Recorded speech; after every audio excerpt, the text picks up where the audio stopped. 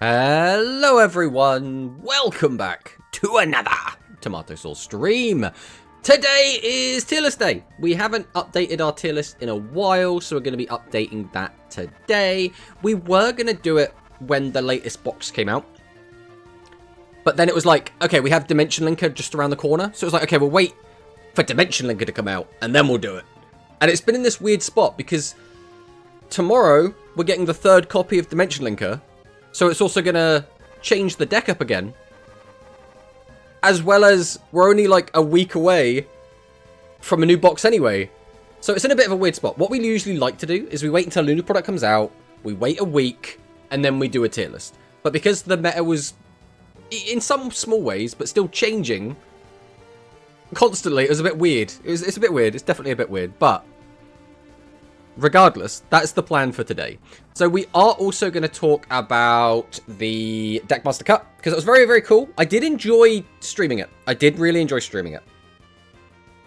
It got a bit too much at the end. I think what happened was, I think we got dehydrated, and then being tired didn't help. I think 6 hours with no break. We just didn't do anything. We just like were trying to be medium energy the entire time. And I think it just took a bit of a strain. So we're gonna learn from that, and we're gonna see if we can improve for next time. That is gonna be the plan. That is gonna be the plan. But before we jump into anything, let's see what we have in the chat. So we have Darth Victor is in the chat. First, hi Tomato. Only in and out because I'm about to take a nap. Well, hello Victor. Welcome, welcome. We have PTRG who just posts duck. Not more needs to be said, really, does it? We have Promanicist in the chat. You don't have to say when you're in and out. Shorter stream because there's nothing to do, Saj. There is stuff that I need to get done. I do want to get a Dimension Linker video out, and I want to try out all the different Dimension Linker versions. But again, like, I was planning to do that on Thursday, like last Thursday. But then I couldn't do it because we had people come around to work on the house. They showed up at the wrong time. So it's like, what am I supposed to do? Then we were going to do that on Sunday, but then I was like, I kind of want to get some Digimon going, and it's not that deck's going anywhere. And then today would be the next logical place to put it, but we're getting in the third Dimension Linker tomorrow, so I'd rather play with all three, so we're going to push that back to Thursday. It's just, everything's getting pushed back. Everything's getting pushed back. That's basically what's happening. The release schedule has been a bit weird, but in terms of like content stuff I want to get done, again, there is stuff I want to do. But again, I want to always have a tier list out, so we are going to be working on tier list today. That is the plan. We have Islet here. Hi, here for a bit before I have to head out soon. Well, thanks for stopping by, Islet. We always do appreciate it. Already sitting down. Yeah, so this morning I had like a little bit of a headache. Just like the mildest headache, right? Nothing to even write home about. Probably so mild you wouldn't even like take a pill for it, right? But I was like, I don't want to like risk it. So we're just not gonna stand whilst we're being like, while we're shut in the office, while we're being like animated. I don't want to overexert, so we're just gonna take today slow. We're just gonna vibe. That's the plan. We have Ursus in the chat. Hello. We have Gelato in the chat who has Fifi dance, which is, it looks like the Dino dance but different. I don't know who Fifi is. Fire Dragon. I don't know who Fire Dragon is, but that's a really cute emote. Gradius Rise Up. Gradius is an awesome deck. I really like Gradius. I really like Gradius in OCG. I think Gradius in Duel Links is fine. I am a really unlucky person though, so I will always try and play decks that have the highest consistency, and I just don't think that is Gradius, unfortunately.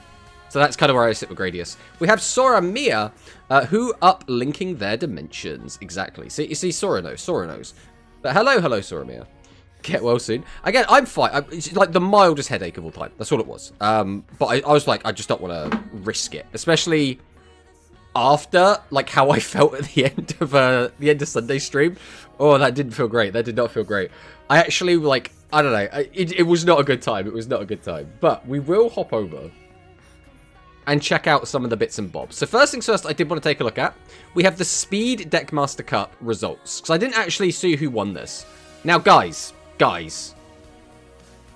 this looks pretty rough. This is the first I've seen this. So Branded won, followed by Branded, then Branded with a little bit of Exorcister, then Branded, then B-Trooper. B-Trooper fans? Any B-Trooper fans? And then Branded, then Shinobird, and then Branded that's also playing Shinobird.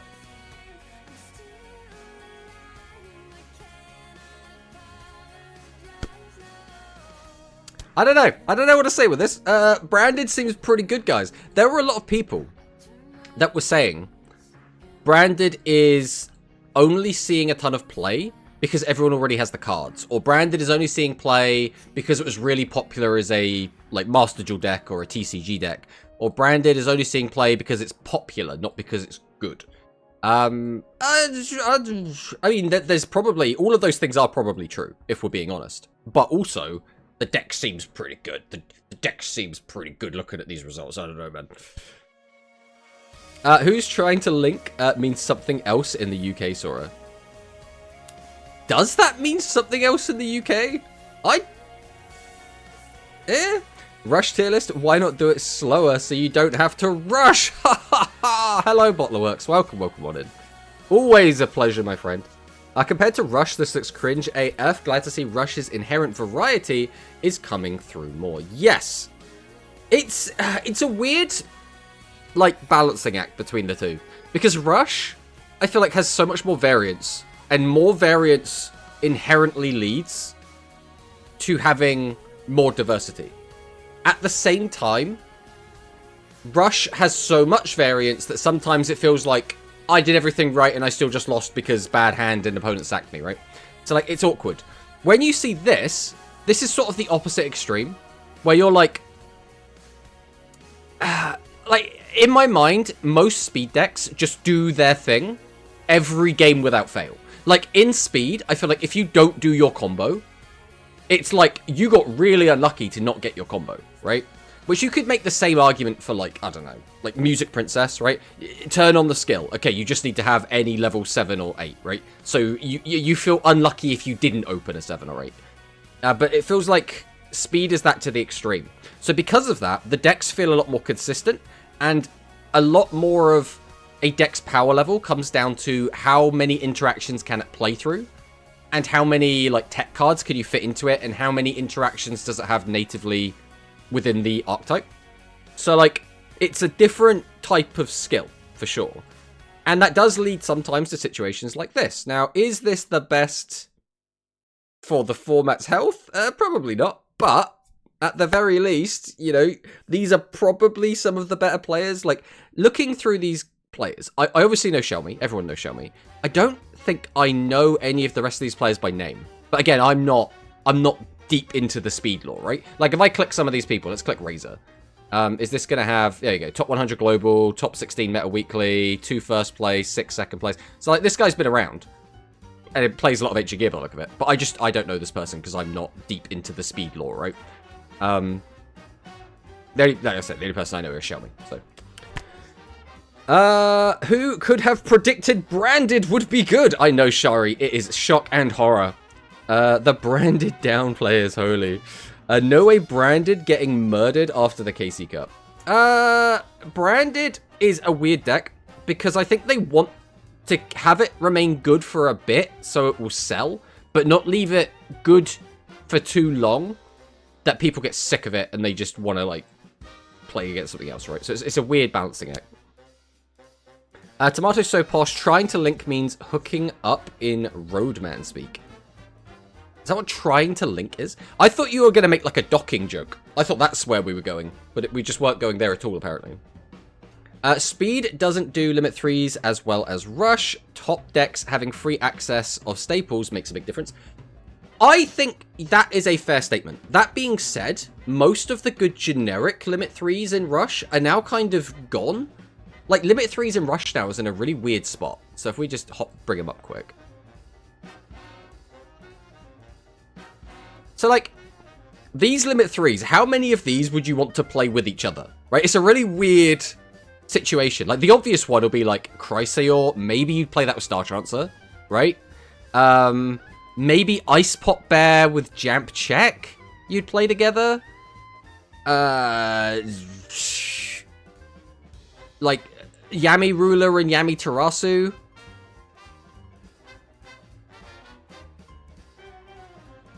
Like, I mean, Music Princess Battle Ballet, right? If this was taken off of Limit 3, would that change the Music Princess deck at all? Would you put anything else in that deck? Would you start playing Star Restart in that deck?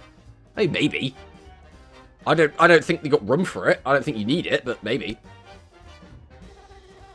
Limit 3s are Psychic exclusive now. Hello, Human Portuguese dub fan. Welcome, welcome. This list is basically Dark Galaxy, Celestial, and Psychic kept in check. All of those decks that must remain kept in check. Oh, what an awful world we would be in if Psychic could play Jamp check. Oh no, you know? Like, I kind of get it with Chrysaor, right? Tearfing Turbo is kind of lame. And by having Star Transfer playable, you could basically do Tearfing Turbo in the... You would have a better version... would it even be better?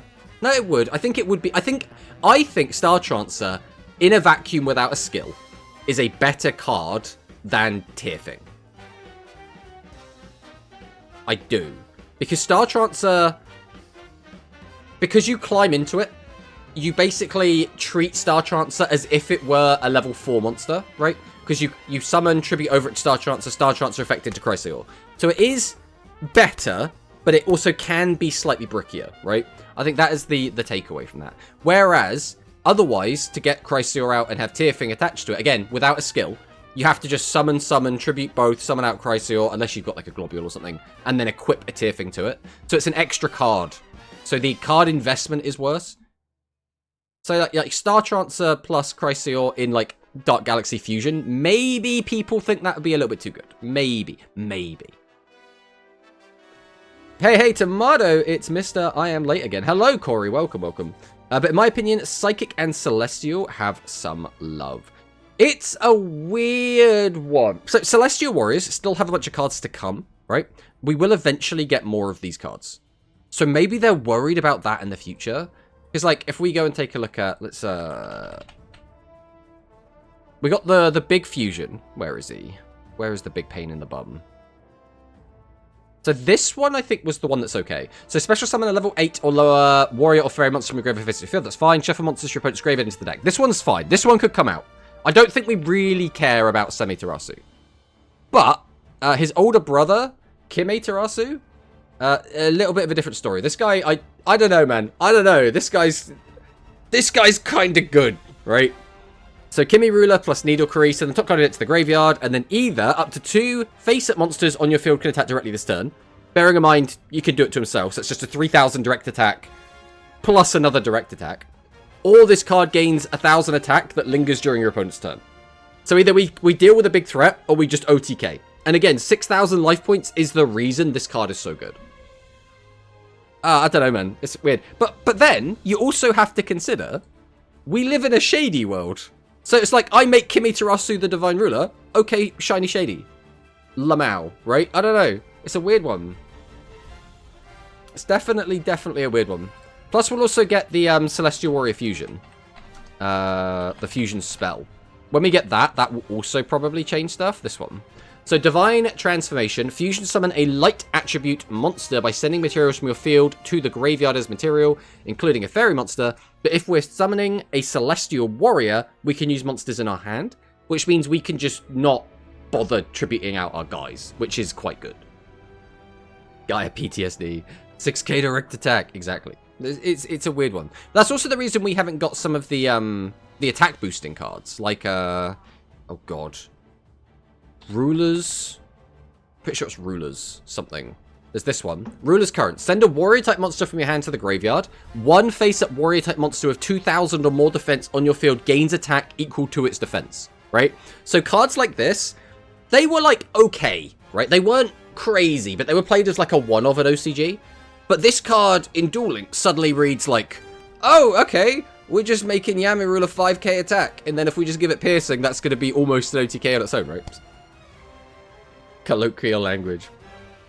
Alright, but yeah, I mean, there's all that. So I don't know what we're doing with the limit list. One thing I will say is, what is going on over here, guys? What is going on with our limit 1s? Even our limit 2s. Our limit 2s are also in like a really weird spot.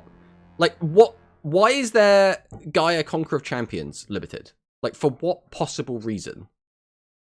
is this card limited? There's no reason for this at all right now, right? We can't have 2 copies of this card, and we're not going to try and play it with Darkhold Device or Vic Viper. So this just seems weird.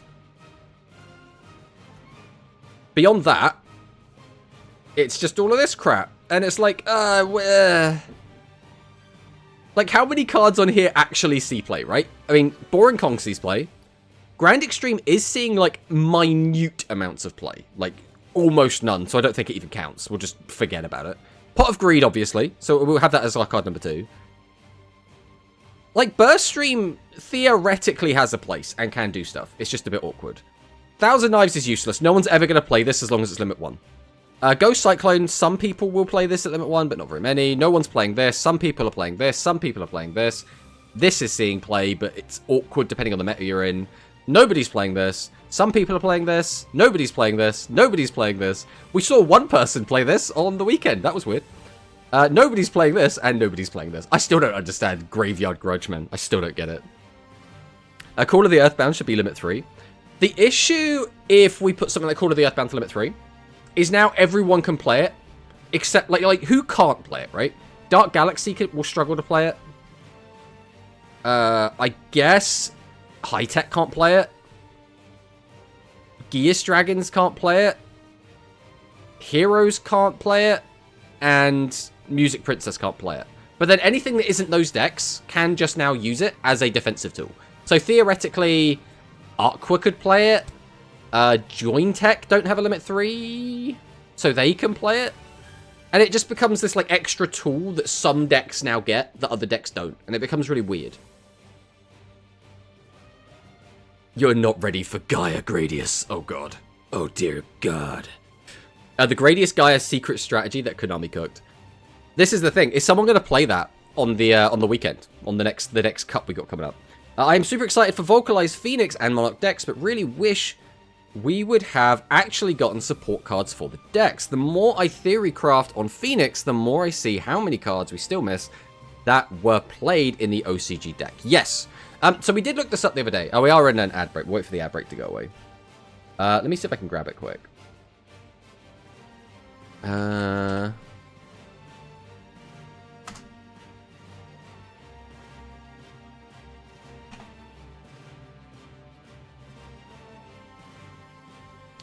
That's not helpful.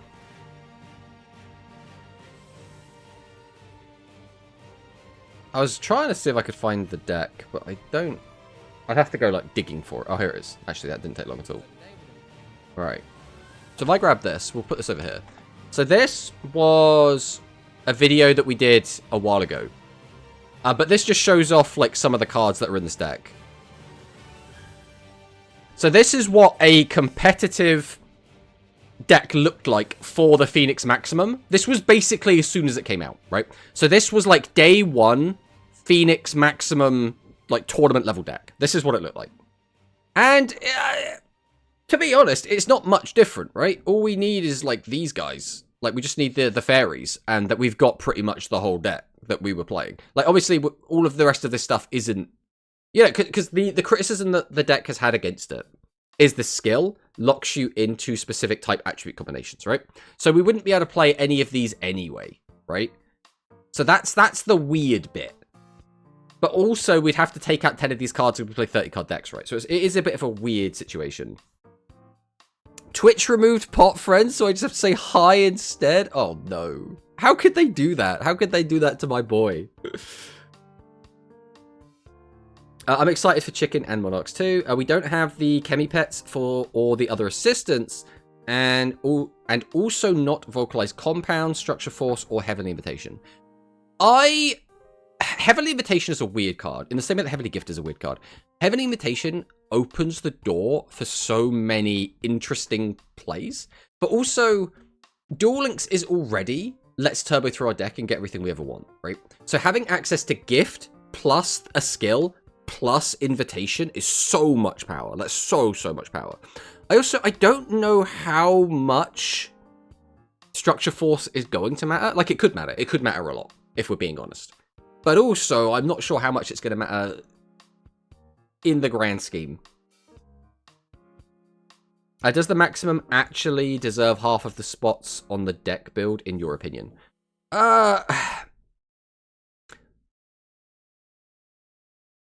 So, anytime they put a maximum in a deck build, it is going to take up half of a deck build. That is just a fact, right? We've already had that with Beast Team. When Beast Team came out, it took up half of its selection box as well, right? It's not great, if we're being completely honest, but it's what we have. It's the situation we find ourselves in. So, I don't like it in the same way that I don't really like us getting selection boxes in general. But, like, you can't just have a rule saying we don't put maximums in selection. I suppose you could do that, but then it would be very limiting, I suppose. Heavenly Invitation, soon Copium. I mean, yeah, but then it becomes... If you have Heavenly Invitation plus Heavenly Gift plus the skill and 10 less cards in your deck, I'm a bit worried that the deck becomes get out the maximum every duel without fail very, very easily. And that's like, it's a little bit risky, right? Because suddenly now everyone has to play outs to maximums. If your deck doesn't naturally have one, you now have to shoehorn one in. It becomes very strange. For now, just be happy to get a few pets or assistants to actually have targets to the maximum effects. Well, Brad said, he said 100%. He was so confident that we're going to be getting a level cap increase, and then we'll get the Chemi pets as Maddox level up rewards, right? Now, he definitely said this. I'm not bullshitting. I wouldn't just say that, right? I wouldn't lie to you guys, right? Definitely, if anyone's role, it's got to be Brad. It's got to be Brad. But no, real talk. It would be really cool if we do get bonus cards from somewhere. Like a level up reward would be sick, just because everyone wants level up rewards. That's more gems. That's more cards for everyone. Card trader update would be fantastic. They could also just do some sort of weird event, right? Like, oh, we're doing a bingo mission, and look, some Chemi pets are there. It'd be nice to get something like that, because as is, if the skill didn't have the lock, right? If the skill didn't say you can only play Fire Thunder, Fire Aqua, Fire Pyro, right? I'd be like, okay, we can kind of do stuff with this. But now it's like, are you just expecting us to put in a bunch of Fire Pyro cards that don't really do anything and then just call that a deck? It's weird. Like, what even draw power do we have as just like just Fire Pyro? Like, do we have anything? Part of me is like, we're just gonna have to put in like random burn cards or something. Let's oh, not that one. We want the deck builder. Let's get the deck builder up quick. But hello, Brad, by the way. Welcome on in. That's my hope, though, to maximum summon early consistently. You want to just do, like, the anime thing, where Manabu just, like, draws on the first turn of the duel, just looks at his hand, is like, oh, I got all 3 maximum pieces. We'll just put that on the board. Easy peasy. Linkadick deals with chicken very easily. I have the screenshot. Hello, VN Penguin. I also hold 2 card slots per pick your pet. I mean, we only need 2 pets, right? We don't need the chicken. We just need the dog and the cat. Or the dog and the fox. I forget what they are. Even then, we'd only have, like, 1 copy of 2 cards or 2 cards of 1 card. That's fine. Don't worry about that. Look, we don't have to worry about the nitty-gritty, okay? We'll make it work. All right, what are we looking at in here? We want to go Rush. So we're going to be looking at Vocalize. So this would be 3 copies. This would be 3 copies. This would be 3 copies, right? The skill locks us into only using, like, very specific things. So let's take a look at some Fire Pyro cards. This is the name. So we want here. We want Fire. And we want Pyro. Let's check these out quick. So what could we actually put in this deck? Not useful, not useful... Not, I guess you're okay, because we can tribute them out as individual pieces. Like, is there anything else? Unless we're expected to just tribute these guys out instead of maximum summoning. But that seems really bad as well. Hey, Matea, welcome on in. Most of the top decks have outs to maximums anyway. I'm trying to think. So, Music Princess, easy peasy. Not even going to break a sweat. We have... Aqua only out maximums with... I think it's exactly... Well, I mean, Phoenix is 35, so you could probably break over that with, like, a Cleaning Master, but you have to be on lower life points. Otherwise, you have to just main deck TSA, which some decks are doing, but some decks aren't. It's like that, yeah, I think we count that. Join Tech, I think, technically can. But then they have to get, like, 2 correct flips on Vinery. So, like, I don't know how reliable we're calling that one. Heroes can. Heroes don't care. They'll win anyway. What else does that leave? D-Linker? D-Linker can reduce the attack by 900 and then just attack over with, like, anything. So, yeah, that one's going to be fine as well. Yeah, I think most of the good decks are going to be able to deal with it quite easily. And what's the skill again, I guess? I can't play my deck. I planned on because I planned with Brickphone, Nian Nian, and Censored Duckbill. You can still play those cards, just not with the skill, right? So you'd have to cook. You'd have to cook something outside. All right, let me get the skill up so we can actually have a look at it. Should have it relatively easily. Here we go. If I grab this. Now we chuck it in here. Alright, so this is our restrictions. So can be activated by sending one level 10 monster, one other card from your hand to the graveyard. If all of the monsters in your constructed deck are fire attribute, Aqua, Pyro, Thunders. So we're just locked into fire. No matter what, it has to be these types. Yeah, so I guess our options are... Like, do we start playing stuff like the Super Assistant just to cheat out the middle pieces? I mean, what was the wording on this? So we turn the hover on. 7 or higher Pyro Monster from your hand. I mean, Ember's just not awful if we're just planning to summon out these guys anyway. Because these guys, like, they're not terrible individually. It's just their attack stats are kind of shit. Like, that's the big problem. So, like, cheating them out could actually not be that awful. The issue then becomes, do we even bother putting Ember in? Because getting Ember just gives an extra 800 attack. Now, the extra 800 attack could be really good. This guy's a 2400 attack as well. But you can't use its effect unless you're in maximum mode. So it's completely dead. Unless you're in maximum mode anyway. They're also not all pyro. Oh, yeah, you're right. I mean, for this one, that doesn't. No, this one still does matter. Oh, this is just a fire monster, so that one's fine. So it's just this one. This one would only summon out Feng Huang. Well, the middle piece. I don't know why I'm saying that. Like, they've all got different names. So that's probably not worth using. So what would be better then would probably be something like... where is she? Like Methyl. Because Methyl just gets you a body, so you can distribute it for anything. But then you need to play enough normal monsters to make it work. Which also puts us back into a really weird situation. Because I don't think we're going to have a big normal monster package. It's not looking great, is it?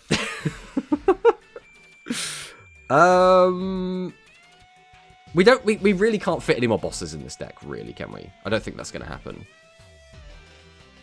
I mean, either way, we can get Heavenly Gift in. That goes in easy peasy.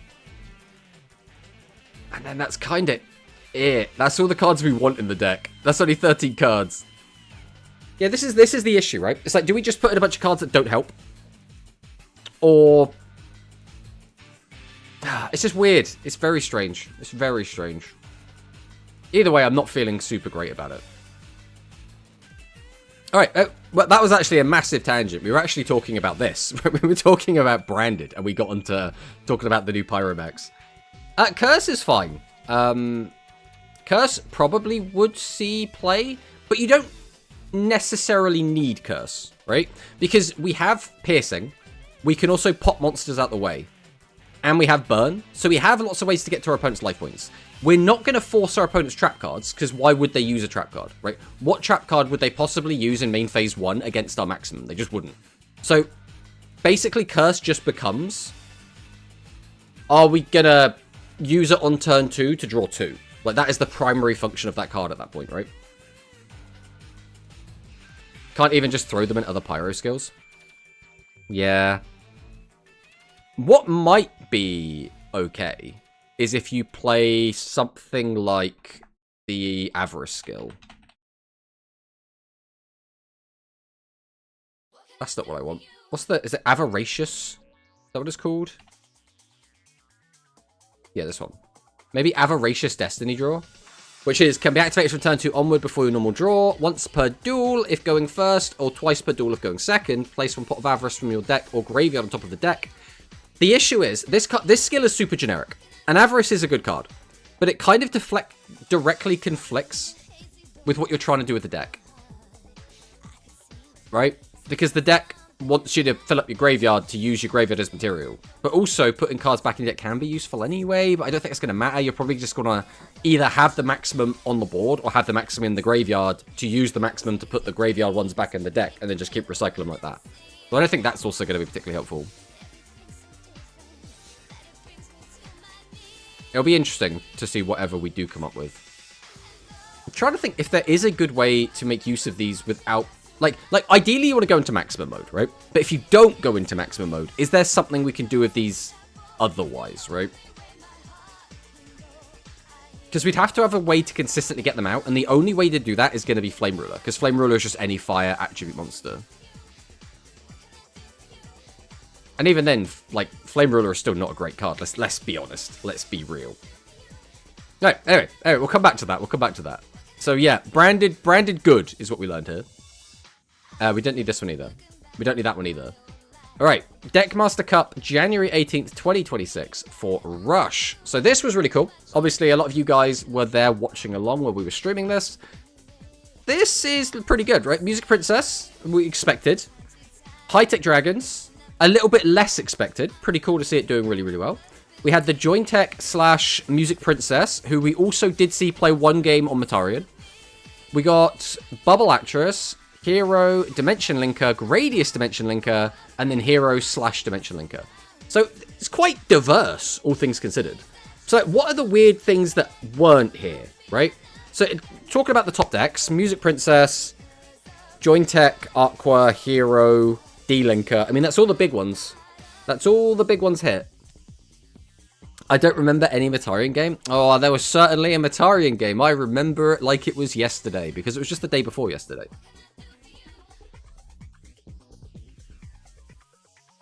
But it is interesting nonetheless. And, you know, huge cracks to all of these players that did really well. My only regret is that these 4 players didn't make top 4, right? It's a shame, because these are all members of the community. Like, in terms of, you know, our community, it's everyone's favourite Soromia, and then Norrentino, Whoop, Mila, and Paco. So it's a bit of a shame that we got 3 people not from the community making top 4, but, you know, still, huge congratulations to them for doing as well as they did. Especially Yuichiro, who I think kind of became, like, the people's champion. Like, people just wanted Yuichiro to win. Aqua not on top 8. Bubble Actress is Aqua. So we had 1, being played by Riaj Strike. But hello, Skywings. Welcome. The Tomato top 8 curse. What do you mean? We got High-Tech Dragons into second. That's great. That's what we want. Played High-Tech? Whoa. Yeah, so this was the list that got second place overall. Which is, you know, this is pretty good, right? I mean, right. What here is weird, right? Let's go through this quick. So, double Dragon's Burst Fusion. That's not, strictly speaking, ordinary. Usually, people are playing 1-on-1. Luster Dragon is just kind of in here randomly. Like, what is Luster Dragon doing? Are we just having it as a 19 beta and like a 16 defender and that's it? Because we don't have any way to make any use of it, as far as I can tell. Try to see if there is something I've missed, but I'm not immediately identifying it. We are obviously playing the Pot of Greed instead of Compulse, which is, yeah, I guess pretty standard with this deck at this point. Only a single copy of Curse, and we are on 3 copies of Dragon's Inferno. Obviously, we really don't want to get stopped when we're going for our combo play. No Pierce, but it's decent. I think, as we've gone on, Pierce has felt like a meme. In that you can, sometimes, just draw Pierce and Concurrent and win the game. But drawing Pierce without that can feel a bit rough sometimes. I mean, to be fair, sometimes Red Boot Enhance plus Pierce is just game as well. So 1916 is good enough. The thing is it better than anything else you could put in the deck? That's the question. Obviously, legend-wise, there's not going to be anything else. But is there no other body for dragons that you would put in over that? I mean, maybe not. No offense, but yeah, I don't want to offend anyone you know, like, no offense. Are you okay, Sora? And then here is Soromia's deck. Look at this little bastard. What's he doing in here? Jointech Tinosaurus. You're not supposed to be here, friend. So change 1 attack position monster on your opponent's field to face up defense position. Then it loses 2,000 defense. I mean, it gets over stuff. So we have what? 1, 2, 3, 4, 5, 6, 7, 8. 8 bosses total. No Ancient Gear Golem. So we have less ways to beat set 3. But we also don't have any way to give our opponents life points off of Shady. So skill trigger.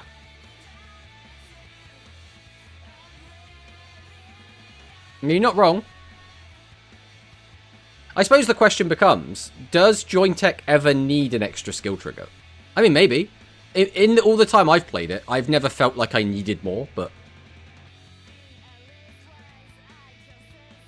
We've got Music Princess. This is the Aqua deck that did well. We got the 1 copy of Talismanic Seal Array. We're on 2 copies of Hydration. 1 copy of Overrush Storm. Interesting. I like Steed as well. I'm not a big fan of the horse. I like Steel Soldier Gale Vinery. I like this guy. I don't like the horse very much, personally.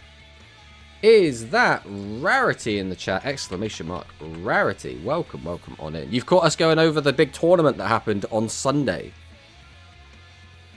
We're taking a look at the decks that did quite well during it.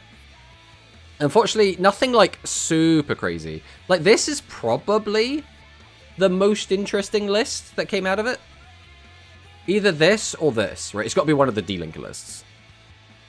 We've got Blue Eyes Bright, Polglace, Legendary Magician, which can obviously bring back the Luster Dragon, so there is like some additional synergy there. We've got the Animagical Witch to fix the hand, a decent Trap Suite. We've also got just the 1 of Overrush. Curious. Curious. And then the other list, this is... Whose list is this? Oh no, this is Whoop's other version of the deck, which is almost identical. We changed the dealers for something. The trap lineup's also changed. Okay, so we're changing the deck depending on what we're playing against, I guess. Then there was Parko. Oh, we don't have Mila's list. That's a shame. But Parko's list is very similar. And then we have the 1 of Piercing Samurai in there as well. Not having Mila's list kind of sucks, but it is what it is. I like no traps in Jointech. I want to OTK as fast as possible. Yeah, I think I tend to agree, but also I think 1 trap and no trap is like not much different. At the end of the day, you're playing 4 spell traps, right? Mila didn't reply to me yet. Oh, that's a shame. I mean, I can ping him. I can give him a ping at some point, see if he can pass that along. But regardless, this was a really fun tournament. It went on for 6 hours. Which is a little bit too much, if we're being completely honest. I mean, for me. Just for me, not in general. I think 6 hours is fine for a tournament. But, rough for me. But we will be doing it again on Saturday. So, I am looking forward to doing that. I'm looking forward to jumping back in, streaming another 6 hours of Rush. Who doesn't love it? Just play 3 Curse. I mean, yeah. I think both are fine, right?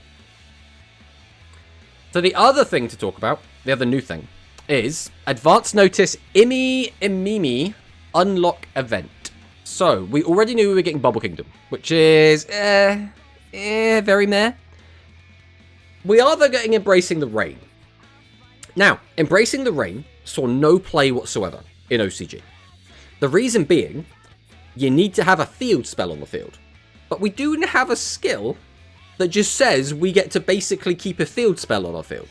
So this is now live almost guaranteed. All face-up normal monsters on your opponent's field lose attack equals the number of monsters on your opponent's field times 300. Now, the obvious issue here is this says normal monsters, which means this will be pretty good against some decks, pretty mid against anything not playing a lot of normal monsters leaving an attack position. But right now, we are seeing like Dimension Linker, so this could be like an anti-Dimension Linker tech, but I think that might be a little bit cope. But either way, they lose attack equal to the number of monsters on your opponent's field times 300, which means if your opponent has 3 monsters and just one of them is a normal monster, that normal monster will lose 900 attack. So that still can be relevant. If your opponent's got 3 normal monsters, which I think is very unlikely, but if they do, getting 2700 attack off their board is really good. That's basically doing an extra 2700 points of damage in the turn. But then you could destroy 1 card in your opponent's spell and trap zone. Now this is worded very specifically, so you can't pop your opponent's field spell. I don't know if that matters, but you can't pop your opponent's field spell the same way you can't pop one with the Magitrack Snipe from the Jointech Rex. Will Tomato play in the Hikari EDO Rush tournament with Pyro? I will play in it. I probably won't play Pyro. In EDO, I will probably... So we'll talk about that quickly as well, I suppose, since we are on that topic. We'll come back to this in a second. We have Hikari's event, which is... Where is it? Here. So the EDO Galaxy Rush. This is Hikari's first... I'll chuck it in the chat as well, so everyone can see it if they want to join up. So this is Hikari's first OCG tournament, right? So I would really, really like it if as many people could sign up to this as possible, because if it goes well, we might get more in the future. And I like playing EDO Rush tournaments, so I would like this to do well. Now, unfortunately, we have this Animagica abomination on the screen, which is a bit of a shame. It would have been cool if it was an actual, like, cool monster, but, you know, it is what it is. All we need to do is get an 8th player, and we're good to go. So we just need one more person to sign up. Ideally, we want to hit, like, 16. 16 would be fantastic, but if we just get 8, it is what it is. That will still meet for an entertaining event. But yeah, I personally, I love playing Rush EDO. It is so much fun. All of the new decks are so engaging. They're all so exciting to play. Like, we literally played in... Let me see if I can find it quick. We played in a tournament. Here we go. Held by a nerd named BT, who is another content creator. He does streaming over on Twitch. Usually he also does... streaming on YouTube primarily. Does a bit on Twitch. Has a YouTube channel, etc., right? But he was running a tournament for Kingdoms Rush 3, which we did take part in, and I did manage to take the win, which was quite exciting. The deck we played was the Spark Hearts deck, which is a new ritual deck based on, you know, Spark Hearts Girl. It's now got its entire own archetype, and the deck is very, very fun to play. It's very, very enjoyable. It has sort of a mini burn theme, but primarily it is a combo-focused OTK deck. That is like the primary way that you play the deck. And it's very, very exciting. Have been really, really enjoying it. So I'm probably going to play that deck again, or I might play Defiant Soul, because Defiant Soul is another new deck that has been doing quite well. And if I just want to try something new, I'll go for that. If I don't get much time to like try and get a couple of practice games in, I'll probably just go back to Spark Hearts. That's kind of my vibe for it at the moment. Please get something to soothe your throat on Saturday. Yeah, that is the plan. I think also I'll just take a couple of breaks. I think that will help as well. Every time I see more than one curse in hand in Jointech, I know I lost the duel. That is always a shame, but it's going to happen sometimes, right? Hikari is that desperate to play Animagica. I mean, Animagica is very strong. And it is quite fun, right? It's just, the main issue Animagica, or the main problem people have with Animagica, is the deck has a lot of built-in protections, right? So you have a lot of, like, your opponent can't use trap cards when you summon monsters, your cards can't be destroyed by card effects. I'm going to give all my guys piercing and an attack boost, right? And then they also just play a crap ton of traps behind that, which can make it frustrating, because it's like them saying, I'm going to trap spam, but you're not allowed to trap spam, right? It's like playing against, like, the Jinzo deck. It is a similar sort of thing. So it can be frustrating to play against.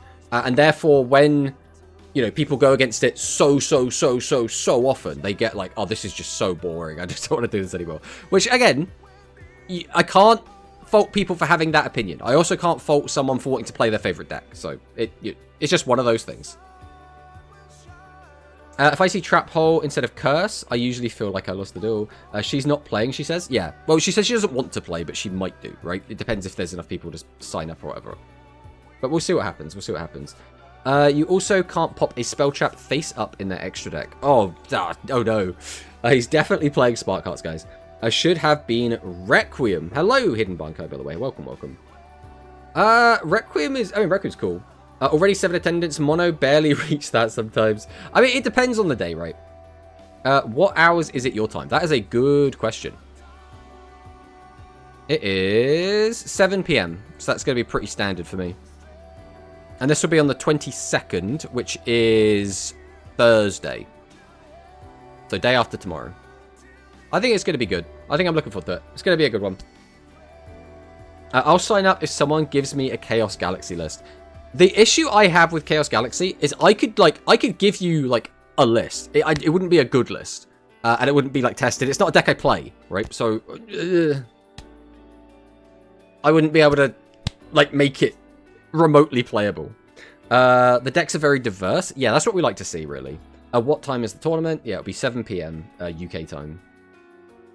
Depending on the time of the tournament, I can maybe join, probably trying out Defiant Soul because the artworks are just fire, or some of the new stuff, Moonforce / Monuments. I don't know if this is...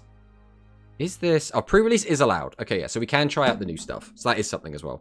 The issue is I don't know if either of those decks are going to be good currently. I think we need to see the rest of their support before we can really be like, oh, is this actually going to be playable?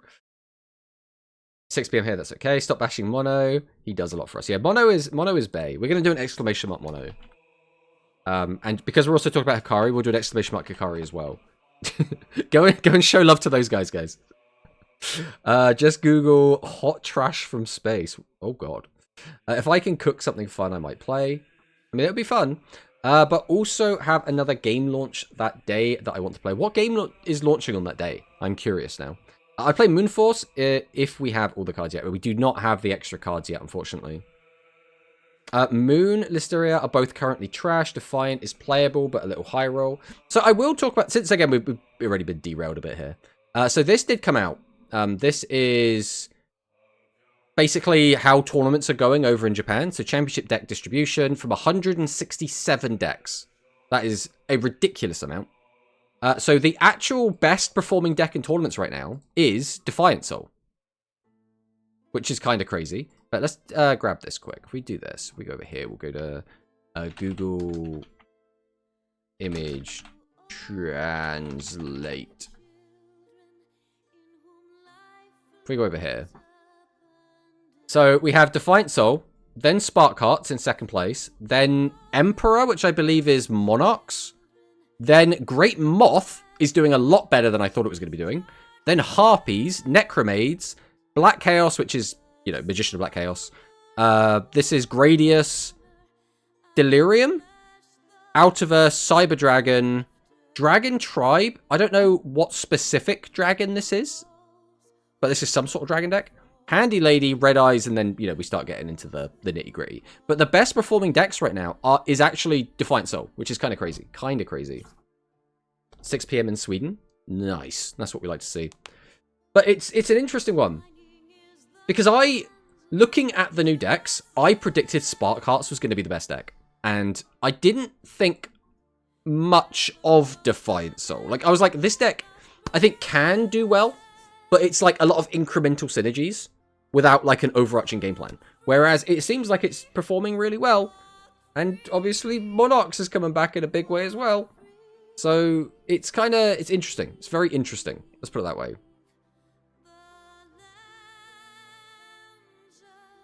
But yeah, even in this tournament, we saw what? Sparks, 2 people on Spark Hearts, obviously one of them was me. 2 people on Necromaid, which was one of the stronger decks going into this format. Only 1 Defiant Soul, 1 Moth, 1 Gradius, IT Dragon.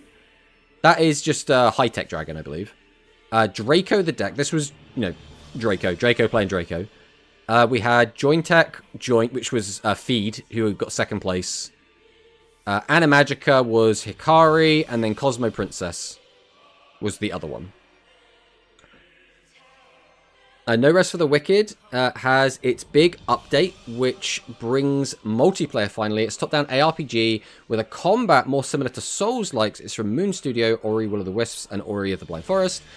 But way more dark and bloody with super unique art style. Okay. I mean, that sounds cool. That does sound pretty cool. Alright, let's get back to where we were before we got a little bit derailed here. So here we have these cards. I don't know. Embracing the Rain.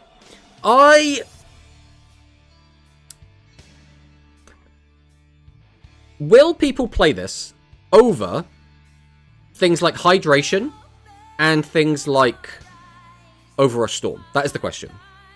Because this card, again, if we can guarantee we got a field spell all the time, which we should do, right? We're going to want the field spell up all the time anyway. Very rarely will we not have it up. This just becomes pop a back row. But the problem is, I don't think you can activate this card unless your opponent has a normal monster. Unless it acts as a blanket effect and just affects everything on the board. But usually in Rush, to activate a card like this, you would have to be able to complete the first part of the effect. And if the first part of the effect isn't applicable, you can't use it. So if that is the case, this becomes useless, right? Embracing the Rain is deck specific in its use, I fear. The thing is, right, if you don't need your opponent to have a normal monster, I think this card would see play. Because it's just hydration, but you don't gain 500 life points. But occasionally it's way better, right? I think this card would actually see play. But again, I don't think you can activate it unless your opponent is a normal monster. So I think it messes it up. But with that said, next up, we're going to take a look at some of the OCG stuff. So this is some of the concept art for some of the new OCG cards that are coming out. This is one of the new Defiant Soul cards. This art looks great. I'm just good. I think this looks fantastic. Like, this is, like, great. I don't know what else to say. I think this art just looks incredible. Like, I think most of the concept art for Rush does look really, really good. But I think this one stands out as being really, really good. Like, look at how expressive the faces are. Like, they're so good. They're so, so good. And then the other big one is this one. I can't actually remember what this card was called. What was it? Does it have the name? Yabume, the Frost Purifying Purebred. Or Pure Breed. I mean, there's a lot going on when it comes to a centaur, right? It's a very, very overly designed centaur, so it's not always clear to see exactly what's going on in this art. And I think even in the card's art, it doesn't look anywhere near as detailed as this, so I think a lot of it can get lost on you. But I think it's still good. But moving on, we're getting a new Elemental Hero in Blade Edge. Elemental Hero Blade Edge is a weird card because it has a line of text in it that says, continuous effect, this card's attacks pierce. During your turn, if there is a skyscraper face up on the field, this card gains 1,000 attack. So it has the skyscraper boost, but it's written into itself rather than it being attached to Skyscraper. So Skyscraper itself doesn't actually do anything to this card, but his own effect activates if you have a Skyscraper on the field, which is interesting. Very interesting. Either way, it's probably going to be okay. 2600 attack is a really nice attack stat. There are very, very few non-legend level 7 or 8 monsters that have higher than 2500 attack, so it's pretty good. Then we have the new set that was announced, Rising of the Aurora. So, War to Zen, Awesome True Good Night. The Rush Dual Core Booster Pack, Rising of the Aurora, goes on sale May 23rd, 2026. Pack features a brand new fusion monster in the image/style of the protagonist of Yu-Gi-Oh! Go Rush Udius, as well as cards that buff Light Galaxy decks. So that is interesting, because we already have a card that isn't a fusion, that is in the image/style of Udius, and that is an Outerverse card. So I'm just saying, it's going to be our second one, apparently. Legend stats and effect, but non-legend, and yeah, we forgot your Skyscraper effect. It's so funny. Surely Rhynak Ritual, surely. I think if they were going to do Rhynak, if they were going to do Diskarma, then they would have had it as the face card. They would have just had it as the face card of the box, right? So, like, the fact that they're not mentioning that tells me they're probably not doing it. Udius is a card now. Udius getting a Bujin version. He already is 2 times. There you go, then. So the ultimate rarity for Overrush Rare also includes a selection of reprints. One from a Rush Duel original theme, one from an official card game theme, and features them with brand new artwork. So it looks like we're going to get an old archetype, a new unique archetype, and Light Galaxy. And then Rising Hero is the other one. Yeah, here we go. Brand new cards appear for the Rush Duel original hero monsters, Rising Hero. Finally make it possible to build your very own Rising Hero deck. So we're going to get enough Rising Hero support that you can play Rising Hero without Elemental Heroes, which is interesting. I'm really curious as to where that's going to go. In OTS and Diskarma. I mean, Diskarma's not a real card yet, though, right? Fusion, I think we are missing some other card. Don't worry about that. This is only for the new rarity. I doubt we'll get full theme support. I think we will. I think we're going to get enough to have new support for those themes. That's what I would expect. I think it would be weird to not. Especially when you get like a full, like proper box. Like, it would be weird to not do that. But we'll see as the next few weeks come out and we get the new leaks. So next up, we have Let's Smash Everything with new cards. This isn't what I meant when I said Heat Death. So here we have our new card. So I haven't read this card yet. My initial impression is it's got a cool art. Level 9. Really, really low stats. Let's take a look. This is its original card art. It's got a gun. So it's dual wielding guns. And then in this one, it has a katana. So it's katana and dual wield guns, I guess, is like what we're doing here. So last call Chainverse. Level 9 Wind Galaxy. During the main phase, this card was normal or special summon. Pay 500 life points. Draw 3 cards. Okay. Then choose 2 cards in your hand and place them on the bottom of your deck in any order. Okay. During this turn, you cannot activate the effect. On its own, this seems kind of crap. So, we can use the effect the turn we special summon it. So the question is, can we special summon this in any meaningful way? Because if we have to tribute 2 to get this out, this is just awful. Like, it's just bad. A female Deathpool? I mean, kind of. Hello, Mr. Tomato. Hello, chat. Hello, Sakadetsu. Welcome, welcome. Yeah, it's good for, like, digging, but it's a double tribute monster. So you'd want to cheat this out. So when we get more support, assuming we do, maybe we get something that makes this suddenly seem a lot better than it is. But as, like, in a vacuum, I don't like this card very much. So post Stellar Shower Princess Cosmos. So normal spell card, this card's demonstrated as Jest. During the turn in which you have not activated this card, send the top 2 cards of your deck to the graveyard, then you can choose 1 non-fusion level 9 Galaxy in your hand or graveyard and special summon it. Okay, so we can special summon this, right? This has to be a non-fusion monster that's level 9. Okay. Yeah, so this is how we get this out. I mean, that's fine, I guess. I don't know if that's going to be worth it, but we'll have to test it, right? It's okay, but level 9, shit stats, and yeah, the next card. Dust Tornado. So when your opponent draws, sets a spell trap card, or when your opponent's monster declares an attack. So it's very, very flexible. Choose a spell trap on your opponent's field and destroy it. Then you can choose 1 spell trap from your hand and set it on your field. Is this... So I think this is good. This is like a proactive, get rid of your opponent's back row. Because, like, if your opponent hits this with their own back row hate, you're like, okay, whatever, I've lost my back row hate. If they don't, if they set a trap card, and then you get to hit their trap card, that's really good. Because you've just traded your card for their card. The issue is this isn't very good reactively, right? If you go second and you have this in your hand, it's now not realistically going to do a lot for you immediately, which can get a little bit frustrating. The other issue is going to be deck space. I don't know if you're going to be able to just fit Dust Tornado in. Because a lot of decks right now are very combo-heavy decks. They're playing less and less trap cards. So because of that, I don't know if we're realistically going to have room for Dust Tornado. But it's interesting. I definitely want to play with it. Like, in a vacuum, I think this card's actually pretty good. It's just, in practice, is it going to feel good to use?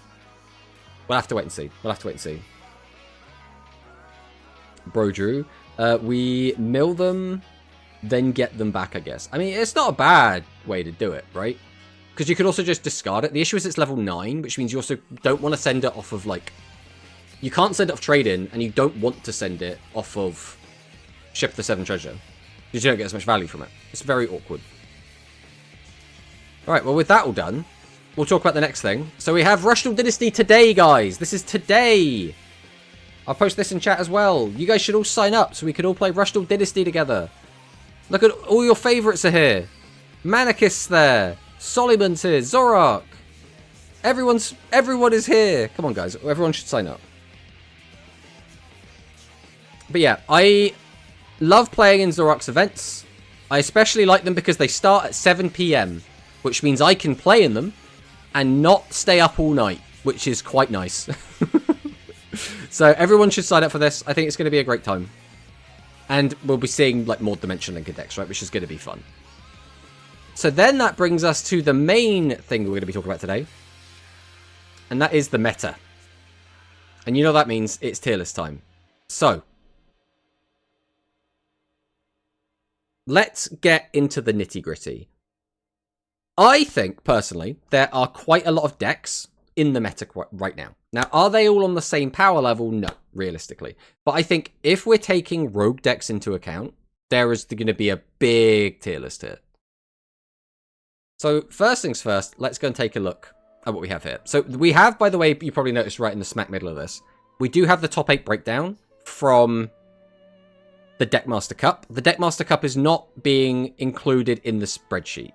The reason why is because people can change decks pretty willy-nilly, right? So because of that, we don't know how many games people played what deck and how many decks people used why deck, and like we just have basically word of mouth and like what we saw them using. There are some outliers, like Mugi, I'm pretty sure everyone kind of knows he only used Music Princess. Every time we watched Mugi, he was just using Music Princess, but we can't guarantee that for everyone. So we're going to use this as like a reference piece, but not actually include it in the data, right? We're going to be like, oh, but also we should think about how these decks performed. Outside of that, we've also separated all of the D-Linker decks. So we've got... Why is that open at the moment? We have that just highlighted. It doesn't matter. It's irrelevant. Regardless, we have all the D-Linker decks separate because they are kind of different decks, right? We've got the Metarian version, the Royal Rebel version. We've got the Galaxy version, which uses... Oh god, what's even the card called? What's the double attacking Galaxy monster called? Someone in chat will know. I know you guys will know this. What is his name? Greystorm Reverie, I think it's called. Greystorm Reverie. Then we have the Blue Eyes version, which we've already seen. How dare you? That deck did well in its very first event. Look, right there. But yeah, looking at the stats, if we take everything into account, which is pre-D-Linker, Music Princess was the top performing deck, then Aqua, then Elemental Hero, then Gradius, then D-Link Gradius, Join Tech, Red Eyes, etc, etc, etc.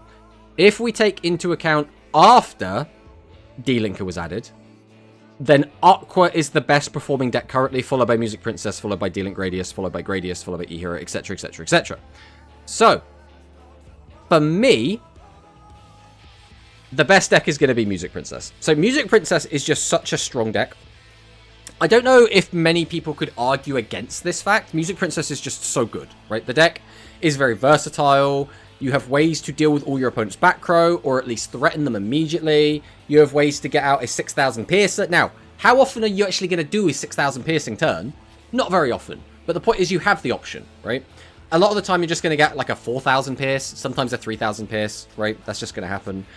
You also have the draw power of being able to play Elemental Circulation, which is just absolutely disgusting. You have Action, which can reduce the attack and defense of your opponent's monsters by 2,000, which is just disgusting, as well as the option to get back straight Pierce if you want it, but you could also just be playing Pot of Greed if you just want to high roll more. There is so much this deck does, and so little this deck doesn't do. Like, what is this deck bad at, realistically? You're able to get 3 relatively big bodies on the field really quickly, so it's good defensively. You're able to OTK your opponent. You're able to rip apart their board no matter what it is, right? I don't think there is anything Music Princess is bad at. Like, the negatives of Music Princess is sometimes you don't draw all the cards you want, or maybe you open too many bosses. Outside of that, this deck just kind of has it all. And I think because of that, it has to be a tier 1 deck. It has to be tier 1. Does anyone disagree that this is a tier 1 deck? Music Princess, let's go. Music Princess have access to Elemental Circulation is broken. I agree as well, Afri. Hopefully Konami actually nerf Music Princess instead of just power creeping it. The thing is, it hasn't even been power crept yet, so it's still just there. So for me, next up is going to be Aqua. So Aqua, again, if we're looking at the recent tournament results, obviously it's won the last 3 tournaments. It got 2nd place in another one. In fact, we'll make this a little bit bigger so it's a little bit easier for you guys to see. But Aqua is the biggest part of this pie. Music Princess is closely behind, and again, if we take a look at overall data, Music Princess is still ahead. So I wouldn't fault someone for saying they thought Aqua was the best deck, but for me, this is going as 2nd best deck. This deck, again, is really good, but it has a lot more weaknesses when compared to Music Princess, in my opinion. First off, going first with this deck can be awful because you play a lot of high-level monsters. People are usually playing between 7 and 9 high-level monsters. Going first, you can't activate the skill, so they are just stuck in your hand. You also don't play a ton of low-level monsters because of the way the deck plays. You can put them back in your deck and you want to be searching them out all the time, which means you want to be drawing cards that aren't low-level monsters a lot of the time because you could just use the skill to find your low-level monsters anyway. Which means this deck can be prone to bricking going first. On top of that, this deck can struggle to deal with really big guys. Like, the only way that you can deal with, like, big monsters that are in the way is going to be Abyss Soldier, or specifically Tex, which is going to be the Triple Threat Thunder or Talismanic Sailor Ray. So, because none of those are searchable, it can be a bit tricky. It can be a little bit tricky. That being said, the deck is still absolutely fantastic. The deck is quite easily able to get out 3 2700 monsters without fail. You can bolster your own life points. The deck pluses so much, it gets so much discounts and so much value on their boss monsters, that the deck is just incredible, right? It's really good. I just don't think it's the best deck, personally. I hate Aqua Field Spell, messes up my Sidra attacks, and I cannot activate the skill. Aqua sucks, Kappa. I like the Kappa there. Without the Kappa, we would have had to have a conversation. But alright, so what's next? So the next best performing decks in tournaments, technically, would be either Dimension Linker Gradius, that's been doing really well, or Elemental Hero. So, the question becomes, what are we doing with these decks? I personally think Elemental Hero is probably still tier 1. I think there's an argument for tier 2 as well, though. And I do think that the Dimension Linker Gradius is also a really good deck. The question is, I don't really know where exactly to put these.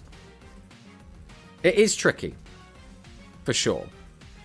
Like, Elemental Hero is not super far behind Aqua, but it is a noticeable amount. At the same time, if we jump over here, Elemental Hero has been slipping as of late, right, since D-Linker came out.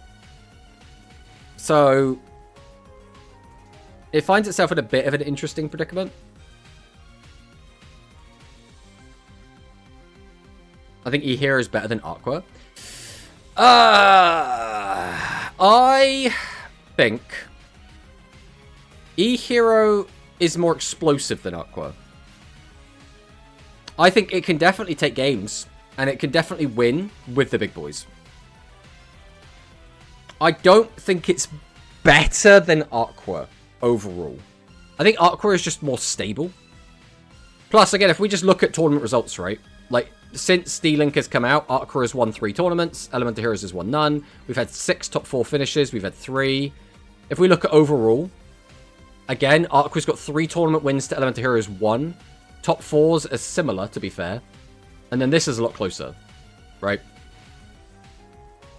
Pardon me. I feel D-Linker is like tier 2-ish, I don't know. But its matchup into D-Linker decks is ass, so Aqua is the better deck now. Well, I mean, arguably it was doing better before D-Linker came out, and is still doing better after D-Linker came out. I mean, maybe D-Linker being in the meta is having, like, a pretty big influence. I mean, I could do this as well. I don't hate this. But also, I don't hate this. D-Linker is a weird deck. It's still so new. People are still working it out. They're still working out, like, the best way to play it. We wait for the 3rd Dimension Linker. But we can't keep waiting forever, right? They keep doing new stuff, right? We can't just never make a new tier list. So, for now, we're just going to say where we think it is. Exactly, Aqua's already better than Hero before D-Linker, and still is. But again, it's one of those things where we can look at this data, right? And the data is a good jumping off point. It's a good thing to fall back on. It's evidence to support a claim. At the same time, like, personal preference is still valid, right?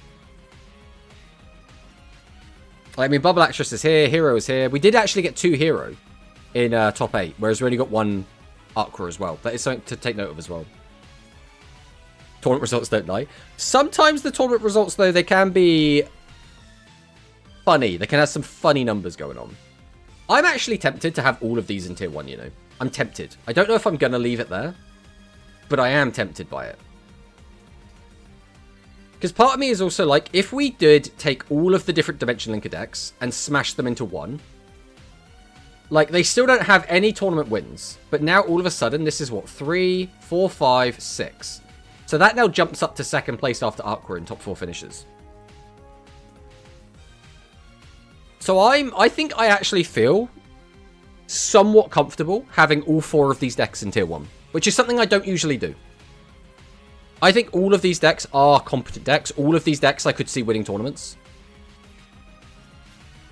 Do I like that, though? I think we're going to leave it like that for now. We might come back and change this as we go on. We might change this. Alright, next up.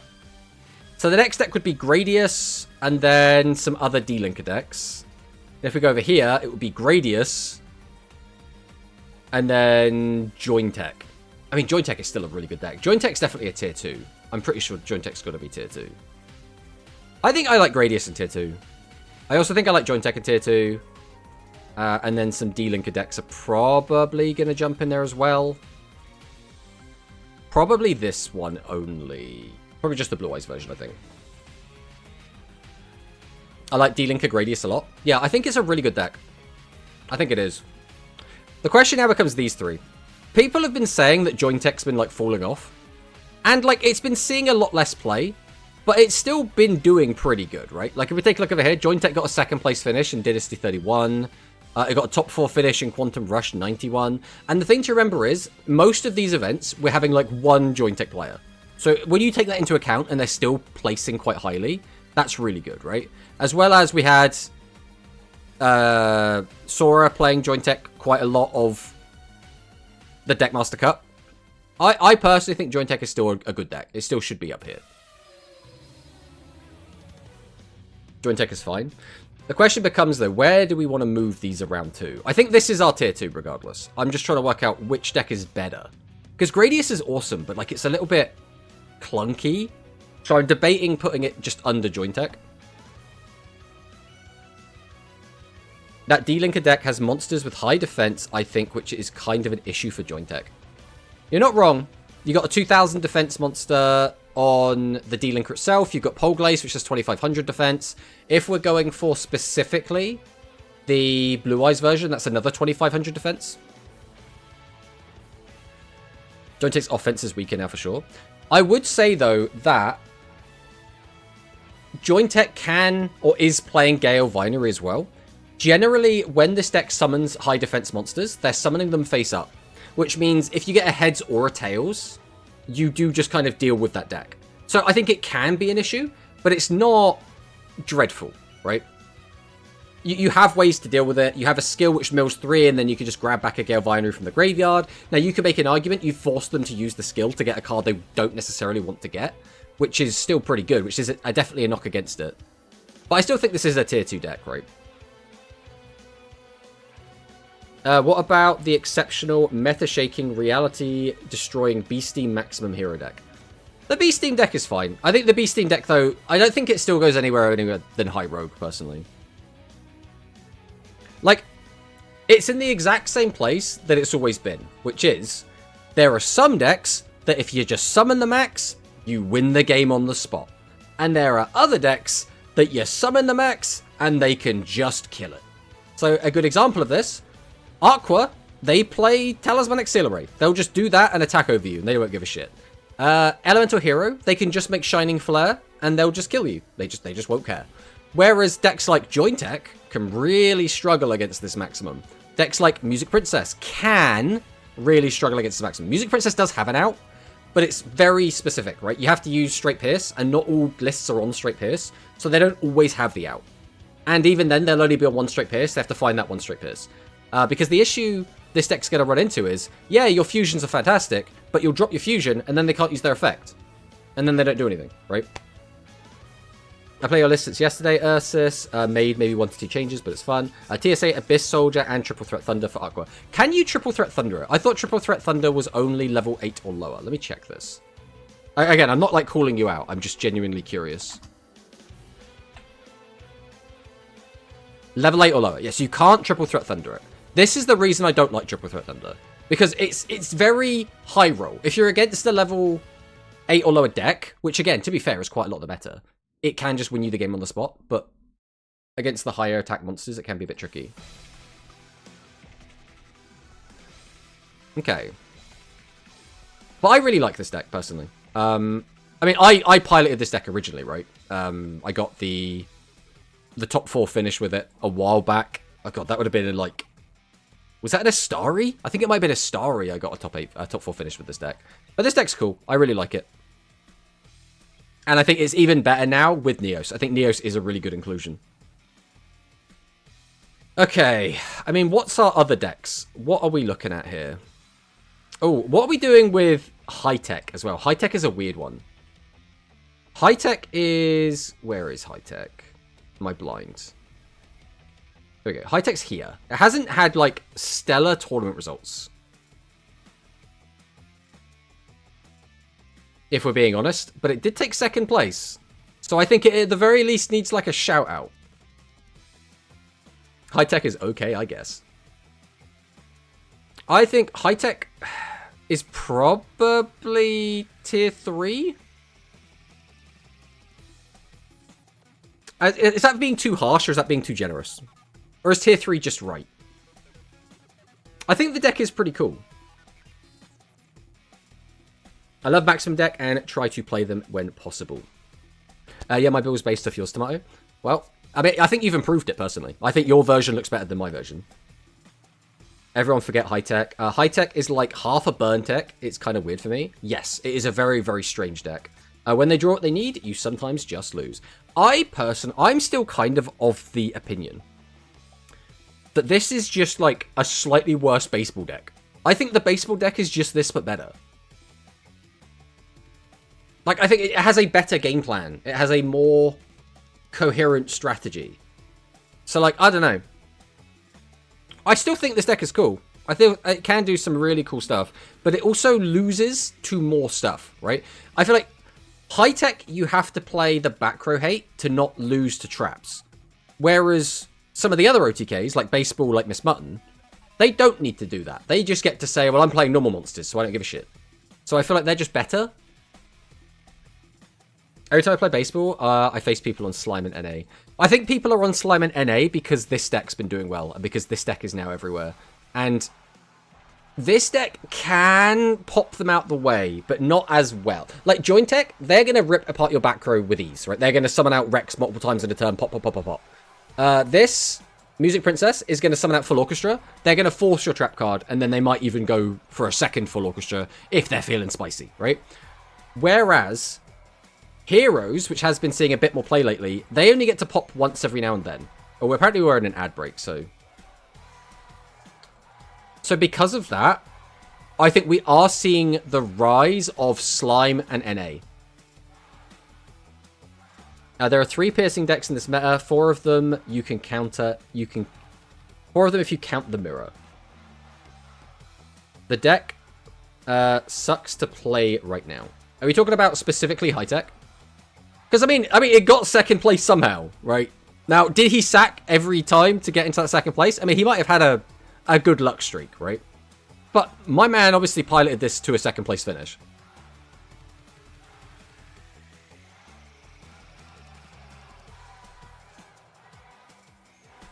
Hero always pops my traps. Yeah, I mean, they will do that sometimes, right? Some of the hero lists are on Avian Spell Tactics, which is also kind of annoying. But for the most part, I think the majority is just on... I don't know, actually. Maybe I'm overgeneralizing there. Let's go and take a look quick. Let's go look at Top Deck's Rush. We'll look at just the last 2 weeks. We go find some elemental heroes. Let's see what some of these lists are on. Okay, so we are on Avian Spell Tactics. This one is not on Avian Spell Tactics. And this one is. So it looks like 2 out of 3 decks are playing Avian Spell Tactics. So, with that in mind, maybe the deck does have a bit more back row hate. Once Slime gets more popular, the rate of concurrent burst kills will go down. But, maybe the number of Red Boot enhanced goes up, right? Right? If they're playing a trap card that stops one of your lines, but you have an entire other line that ignores it. If only Shady gave you life points versus Shining Flare. Yeah. Tier 2. But you would bump Red Boot up to tier 2. I don't know about that. Hey, Fat Stacks. Welcome, welcome. It's rare we get to see Fat Stacks in the chat. Hello, hello. You've caught us doing a tier list. I don't think this is going to go higher than that. I think, though, we have been talking about Baseball. I think Baseball comfortably goes above this, right? Because, again, they're very similar. High-tech believer. I mean, I think J Strong is the biggest high-tech believer, and he's not saying it's doing super great right now. So, how no, I love the deck. I can tell you it sucks to play right now. I think high-tech sits fine at tier 3. Yeah. I think that's also fine, personally. The question becomes, though, where's everything else going? Because then we start getting into some weird decks, right? We start getting some really weird ones. Baseball is meh to me too. But is meh tier 3? Like, do we think tier 3 is the meh tier? Like, these decks can do well. They're not going to most of the time, right? I mean, that's what tier 3 kind of is. Is this a smash or pass tier list? We'll ask you, Olive Meister, would you smash Concurrent Dragon? Let me get the picture up. You can have a look at it. All right. Would you smash? I mean, I don't know. Yeah, it's a tricky one. I think this art can even be kind of difficult to even see what's going on. We've got the head here, bent round. We've got the legs are here. The wing is coming out here. That's a pass from me. All right, Fat Stacks. What about, since you're not here very often, we'll ask you quickly. What do you think about Dimension Linker? How are we feeling about this? Is this a smash or a pass? It's where high-tech ends up being at the end of this, Lamel. Yeah. It is tricky. Ask again once the Red Eyes Maximum comes out. Looks like a gorgeous lover. That's a smash. Now, was that to Blue Fang Concurrent, or was that to Dimension Linker? That's the other question. That's a smash. We found a smash for Fat Stacks. We got there. All right. This is where it gets tough, though. This is where it's going to get really tough. What top performing decks have we not mentioned? We've gotten all of these. We've done you. Red Eyes is the next best performing deck, which feels so weird to say. Over here, it'd be Geas Dragons, I guess, which is also weird. Red Eyes, let's go. I don't know where Red Eyes goes, though, is the issue. Like, it had its week 1, like, little sprint, and then it kind of didn't do anything after that. Red Eyes lol, rip Spellcasters. I mean, Spellcasters is, like, practically dead at this point, right? Where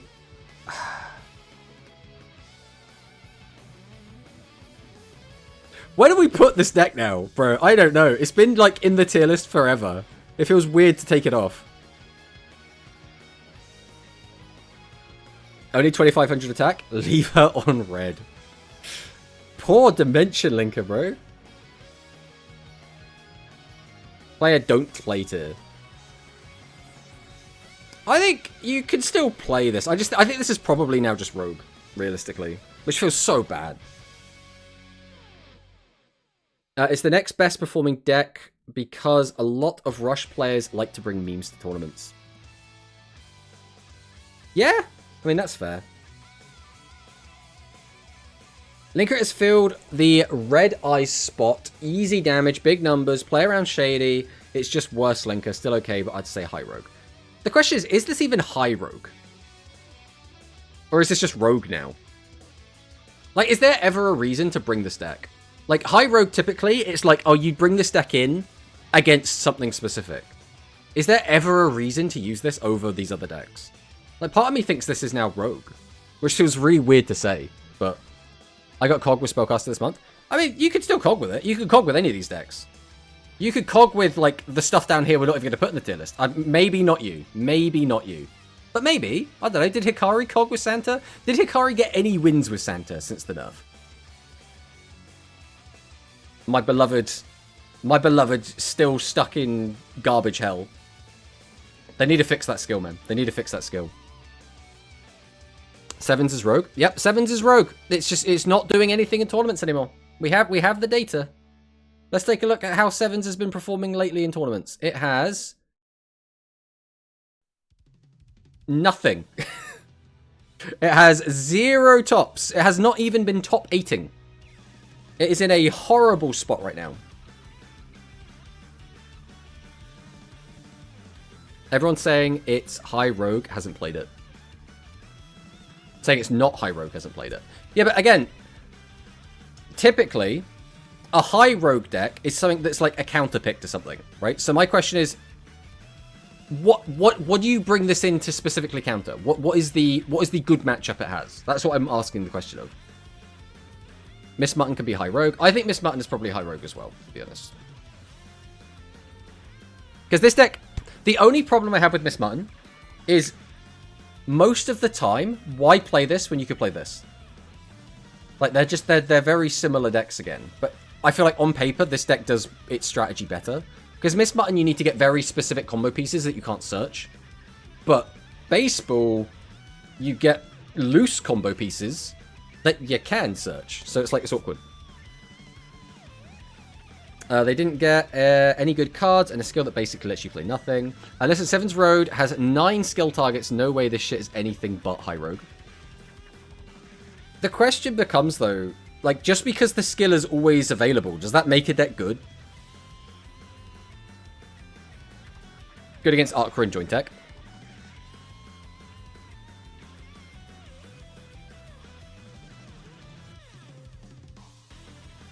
Okay, alright. Well, to try and appease the crowd, for now we'll put them in high rogue. We'll see where things go.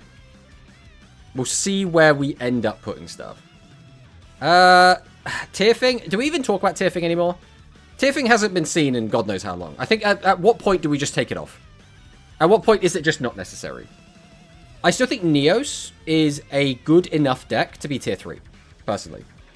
Has Neos seen any play recently? Then we can go back and take a look. Neos got 2 top 4s. No, it got 1 top 4, and it got 3 top 8s. No, 2 top 8s. I'm just really bad at reading my own stuff. So it's been doing okay. Like, it's not the stellar performance, but it's okay.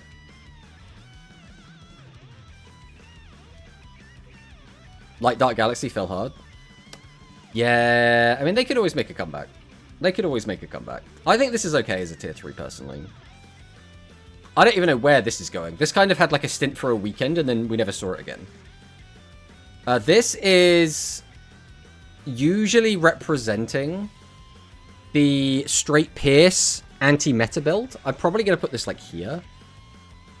I don't know. I don't know where this is going. Maybe this goes up here, because it actually has gotten some results. This is the like Yami Ruler plus straight Pierce with the hero engine to dig through and put the, God, what's it called? Yami Luna plus Yami Ruler on board, give both piercing and try and OTK whilst also floodgating. That's this deck. Light Galaxy? I don't even think Light Galaxy goes on here anymore. What do we think? Do we think tier 3 is good enough for Strike Dragons? Probably.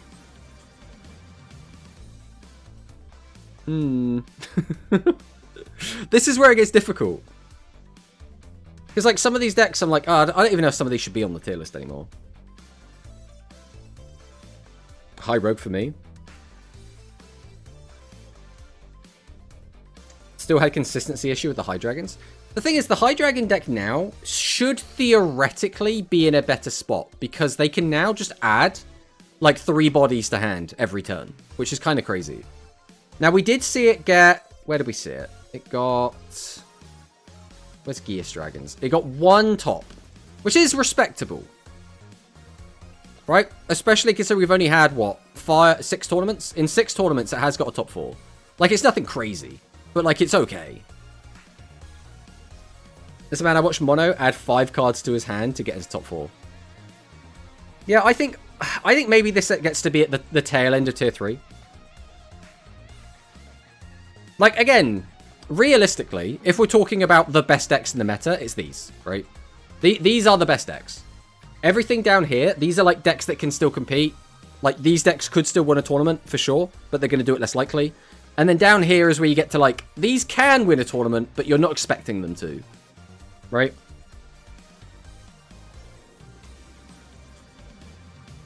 The traps are too much. I mean, yeah, but you could say the same thing about old Red Boot, right? I think Metarian is around enough that we're going to put it in Rogue. This is a deck that still has some good matchups and can come back into the meta occasionally and do okay. But realistically, it's not really doing a lot. I'm going to have this down here. This is going to represent all of the other weird D-Linker builds that aren't doing anything. So like Royal Rebel D-Linker, that sort of stuff. That's what this is going to represent. It's like all the other weird cooking that we've been seeing going on. I think all those tier 3 decks are high rogue, to be honest. The question is, if you did that though, what would you make tier 3? Would you make tier 3 just Neos? I think at the very least I would have these two. I think Baseball could stay here for sure. Without Type Change Beam, Metarian is struggling. Yeah, people bring it in specifically to counter like the warrior-centric decks, and that's it.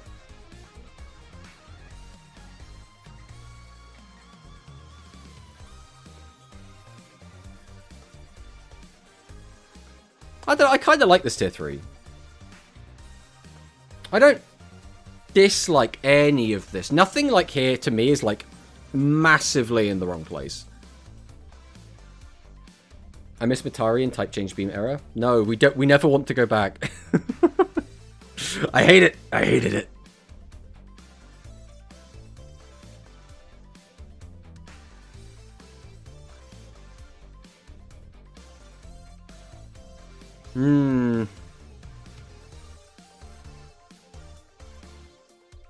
I think getting a top 4 finish makes this at least here. The other one that's weird is Chaos Galaxy as well. Chaos Galaxy got 1 top 4 in a 16-player tournament. So, like, I mean, it did okay. I think we're going to put this up here as well. I don't think we're going to be putting Royal Rebels on here. It's tricky. It is very tricky. Like, realistic, I'm giving this a little bit of extra leeway because... Oh, we just popped that out. Let's put that back in. Because it did manage to get second place in, you know, the 88-player tournament where the winner won a Steam Deck. So theoretically, everyone was tryharding. Now, it might have just got lucky, but I am going to give it a little bit of extra, like, a bit of leeway because of that. And then this one, again, it got a top 4. I think top 4 is a tier 3 position. That's how I look at it. The issue is this, because by that logic, I would have to bump that up a tier as well. Although it hasn't got one lately, so maybe I don't have to. By that logic. The Galaxy version as well is really weird.